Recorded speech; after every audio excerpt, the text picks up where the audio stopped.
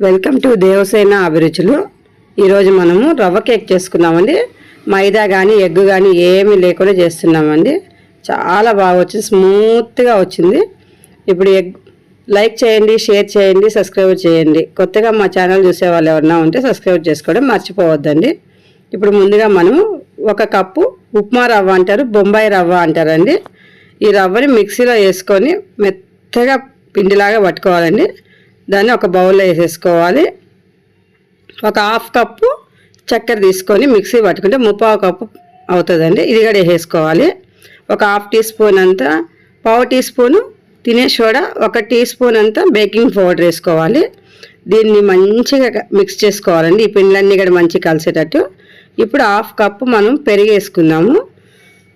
1/2 cup పెరుగు వేసుకుంటే 1/2 cup milk అండి. కరెక్ట్ కొలతలు చెప్తున్నామండి, మళ్ళీ వేసుకునేది ఏమో సరిపోతాయి. ఎసెన్సీ అండి, వెనిలా ఎసెన్సీ 1 స్పూన్ వేసుకున్నాము. స్పూన్ కదా, 1/2 టీ స్పూన్ వేసుకున్నామండి. అలాగే ఆయిల్, వెజిటేబుల్ ఆయిల్ 1/2 కప్ వేసుకున్నాము. ఇది మిల్క్ పౌడర్ అండి. మిల్క్ పౌడర్ మీ దగ్గర ఉంటే వేసుకోవచ్చు, లేకుంటే కొంచెం మైదా వేసుకోవచ్చు 2 స్పూన్లు. మేమైతే మిల్క్ పౌడర్ 2 స్పూన్లు వేసుకున్నాము. మిల్క్ పౌడర్ లేనప్పుడు మైదా కంపల్సరీ 2 స్పూన్లు వేసుకోవాలి. ఇవన్నీ కూడా బాగా కలిసేటట్టు కలుపుకోవాలండి. ఎంత మంచిగా కలిపితే కేకు అంత మంచిగా వస్తుంది మనకు. బాగా కలిపేసి ఒక 20 నిమిషాల సేపు మనం మూత పెట్టేసి పక్కగా పెట్టేయాలండి. ఎందుకంటే ఇది రవ్వ కాబట్టి రవ్వ బాగా నానాలి. చూడండి, 20 నిమిషాల తర్వాత తీసి చూస్తే ఈ విధంగా అయిందని చూడండి, మంచిగా నానిపోయింది. ఇప్పుడు ఎలా ఉందో చూపిస్తాను నేను ఇప్పుడు మీకు. చూడండి, ఈ లేపినప్పుడు మనం పిండి ఈ విధంగా జారుగా ఉండాలండి. మరీ గట్టిగా ఉండకూడదు, అలానే మరీ వాటర్గా ఉండకూడదు. ఇప్పుడు మనం కేక్ టిన్ ఉంటే కేక్ టిన్ అయినా సరే, లేదా మామూలు దాంట్లో అయినా సరే, అల్యూమినియం దాంట్లో దేంట్లో అయినా కానీ బటర్ పేపర్ వేసుకోవాలండి. బటర్ పేపర్ వేసేసుకొని మనం కలుపుకున్న ఈ మిక్సర్ మొత్తం కూడా అందులో పోసేసుకోవాలి.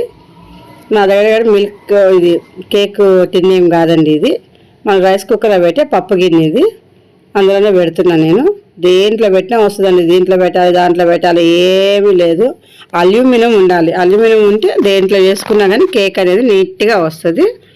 ఇప్పుడు మనం అంతా వేసేసిన తర్వాత ఇప్పుడు మన డ్రై ఫ్రూట్స్ అండి, ఇవి బాదం, కాజు, ఈ 2 కూడా సన్నగా ముక్కలు చేసేసుకొని పైన ఇలా వేసేసుకున్నామంటే చూడ్డానికి బాగుంటుంది, తినడానికి బాగుంటుంది. హెల్దీ అండి. ఇది డ్రై ఫ్రూట్స్ కాబట్టి పిల్లలకు కూడా మంచిది. ఈ విధంగా సన్నగా చాప్ చేసేసి మొత్తం వేసేసుకోవచ్చు. ఇవి వద్దనుకున్న వాళ్ళు ఫ్రూటీగా తెచ్చుకొని వేసుకోవచ్చు అండి. మీకు ఇష్టం వచ్చిన దాంట్లో మీకు గార్నిష్ చేసుకోవచ్చు. నేనైతే బాదం పప్పు, జీడిపప్పు వేసాను. ఇప్పుడు కుక్కర్ స్టవ్ మీద పెట్టేసి ఒక స్టాండ్ పెట్టుకోవాలండి. స్టాండ్ ఒక 10 నిమిషాలు బాగా హీట్ ఎక్కిన తర్వాత ఒక 5 నిమిషాలు ఇప్పుడు మనం పెట్టుకున్న కేక్ని అందులో పెట్టేసుకుందామండి. పెట్టేసి మూత పెట్టేసేయాలి. మూత పెట్టేసి కరెక్ట్గా 45 నిమిషాలు పెట్టాలండి. 40 నుంచి 45 మినిట్స్ పెడితే చాలు. 40 మినిట్స్ తర్వాత ఒక్కసారి టూత్ పిక్ తీసుకొని మనం ఇలా రుచి చూస్తే దానికి ఏమీ అంటలేదు అంటే ఉడికిపోయినట్టు అండి. అది చూడండి, ఒక దగ్గర కాదు 2-3 దగ్గర చెక్ చేసుకోండి. ఈ విధంగా 2-3 దగ్గర చెక్ చేసుకుంటే మనకు ఎక్కడెక్కడ అంటలేదు అంటే మాత్రం కేక్ ఉడికిపోయినట్టు. అప్పుడు మనం 40 నుంచి 45 నిమిషాలు ఖచ్చితంగా ఉడికిపోతుంది. ఇంకా దాన్ని చూడాల్సిన పనే లేదండి. మధ్యలో మాత్రం మూత తీసి చూసేది అలా చేయొద్దండి. కరెక్ట్గా 40 మినిట్స్ తర్వాతే మూత తీయండి. తీసిన తర్వాతే చూసుకోండి.